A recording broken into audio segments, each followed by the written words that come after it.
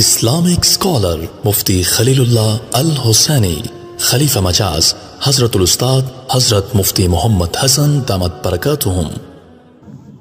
حضرت مفتی محمود رحمۃ اللہ علیہ وضو فرما رہے تھے، کوئی ان کے ہاتھوں پر پانی ڈال رہا تھا، تو کچھ لوگ ہوتے ہیں وہ مسئلے کو گہرائی سے نہیں سمجھتے، سرسری سمجھتے ہیں، تو انہوں نے یہ سنا تھا کہ وضو میں کسی سے مدد لینا مکروہ ہے، اور ہے بھی مکروہ،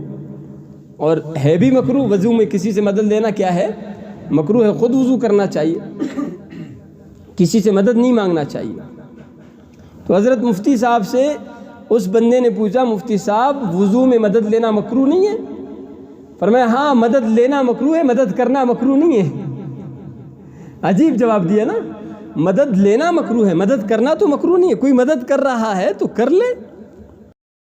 Islamic scholar Mufti Khalilullah Al-Hussaini, Khalifa Majaz Hazratul Ustad Hazrat Mufti Muhammad Hassan Damat Barakatuhum.